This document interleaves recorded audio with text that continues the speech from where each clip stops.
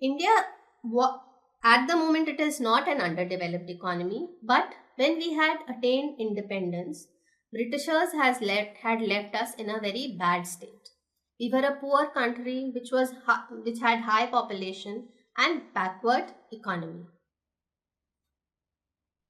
So at that time, we were called as underdeveloped economy.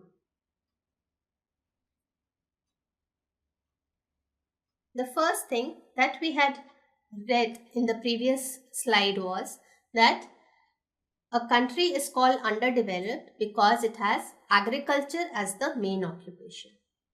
The same thing applies to India. Even in the 1950s, agriculture was the main occupation of the people of that country, of our country. Nearly 72% of the population, this I am talking about 50s. Nearly 72% of the population was dependent on agriculture. That was their main occupation. Now, when I talk about agriculture, I do not mean the people who are doing farming. Agriculture means agriculture and allied industry. Allied industry means supporting industry. When you are in agriculture, you know, not only need farmers, you need fertilizers also which are produced. You need tractors and all these equipments which are produced. You need seeds. So, and then when the crop is grown, you have to keep it in warehouse. So all the allied industry, we are talking about agriculture and allied industry. So 72% of the population was involved in that sector. Even now, 49% of the people are involved in agriculture. Though over the years, there has been an increase in absolute number or the number of people that have been working in the agriculture. Percentage wise, we have come down. But as the population has increased, the absolute number of people that are engaged in agriculture activity has increased. But what is interesting is that people working on the farm sector, it has come down, and people working on the non-farm sector, they are associated with agriculture industry, but they are not working on the farms. That has gone up. So ours is a country which is dependent, which was always and still is dependent on agriculture. Earlier there were 72% of people which were involved in agriculture activities, and now they are like in 2000s present 49% of people are dependent on agriculture. The next is poverty. If a country is poor, it is considered to be an underdeveloped country. Now, in the context of India, poverty is something that we feel the moment we step out of our house. We see so many poor people around us. You see people begging on the streets, you see people sleeping on the footpath, and people actually settled under the flyover with their whole family, which really shows that they do not have a proper house or proper facilities. So there is poverty all around us. Now, how do we classify poverty or poor? Is a very broad term. How do you see that a person is poor? Because the person who comes to your house to work, your maid, she is also poor. Your driver, he is also not a rich man, he is also poor. And the man that is begging on the street, he is also poor. So how we decide that this is really poor, this is the poorest, and the rest are not so poor, they are living a better life? For that, we do it with the help of poverty line. We do it with the help of poverty line. Now, what is poverty line?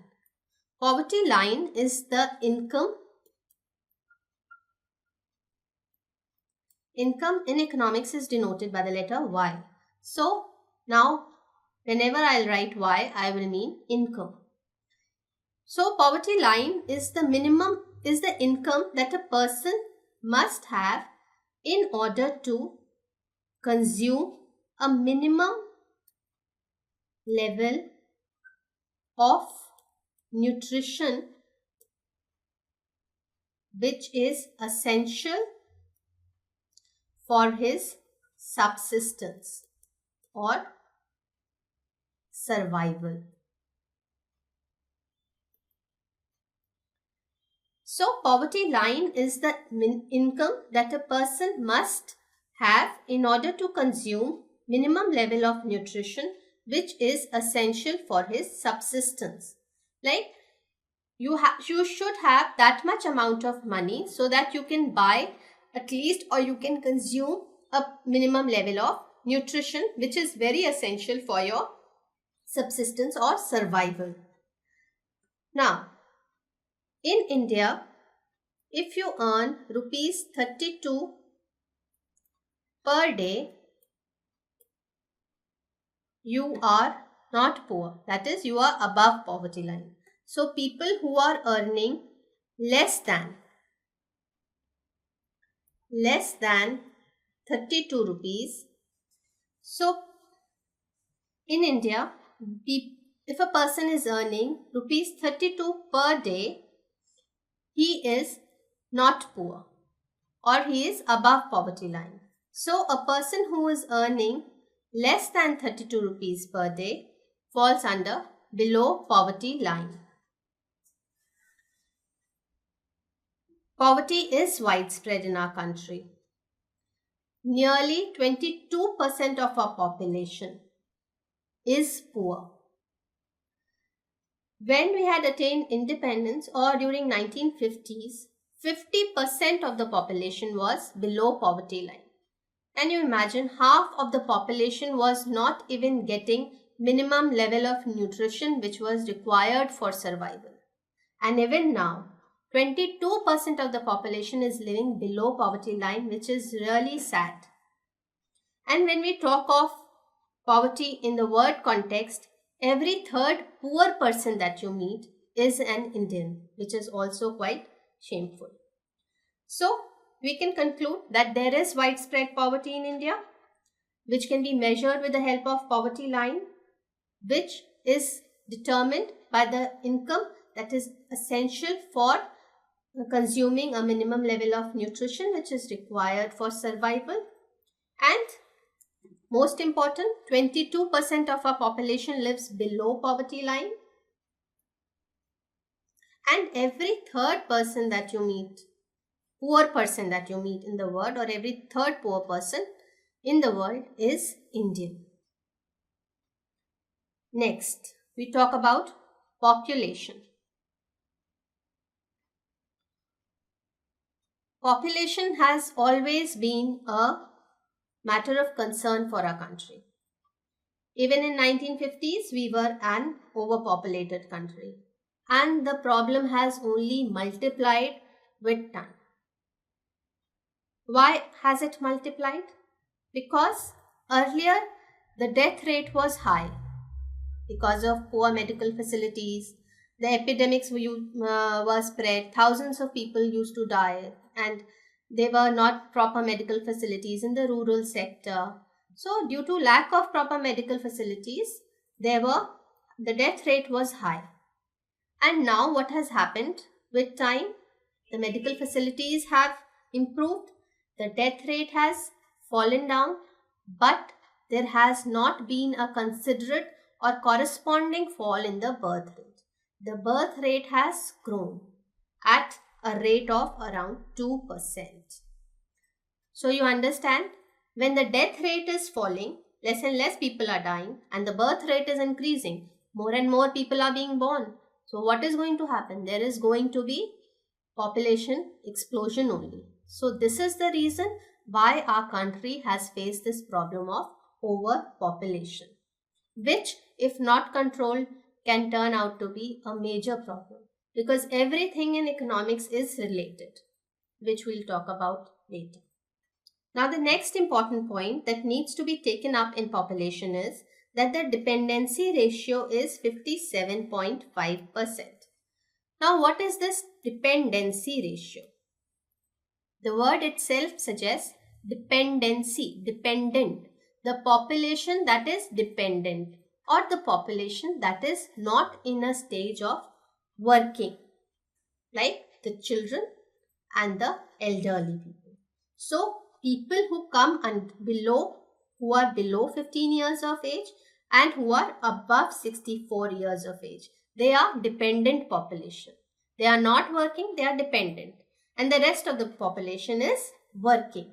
So the dependency ratio you can see is very high. Nearly 50% of the population or less than 50% of the population is working, and the rest of the population is not working. They are dependent. So what will happen? Obviously poverty will also increase. As I told you, everything is linked. Higher population is a problem.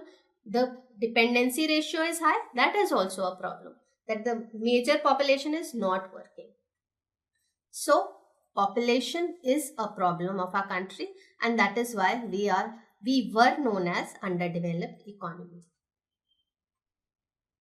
Now the fourth point that we take up is per capita income.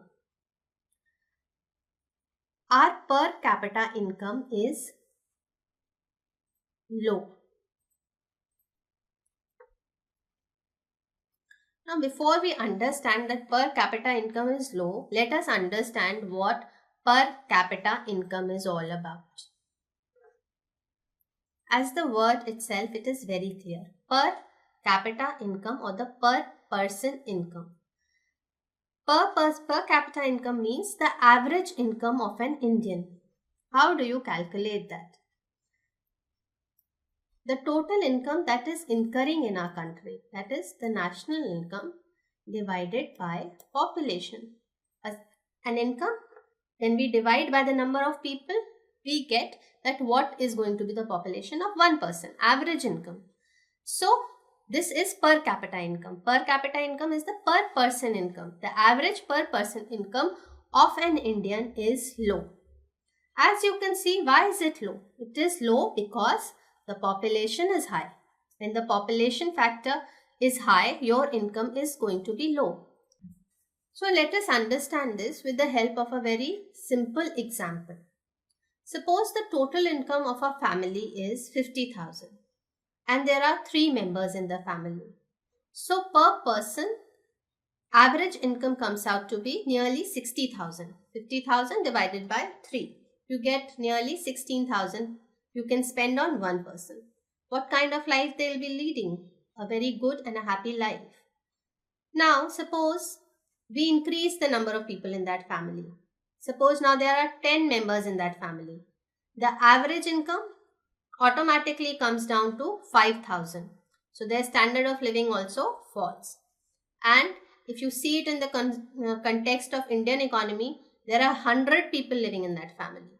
So automatically it comes down to 500 rupees. So the average income has fallen. As the population increases, your average income comes down. 1. Second, dependency ratio also comes into play. If the lesser population is working, the income generated will also be less. And you have to distribute it among people who are not working. So that way is also your national income falls. When the working population is less and your dependent population is more. So these are the 2 factors which have led to the fall off, or which is the reason why our per capita income is low. At present, the per capita income of our country is $1,499, which is very less when you compare it to developed economies like America. But even when you compare it with many developing economies like Thailand, Indonesia, even Sri Lanka and China, our per capita income is low. And the major reason for this is that our population is very high. Now, per capita income, everything as I told you is associated.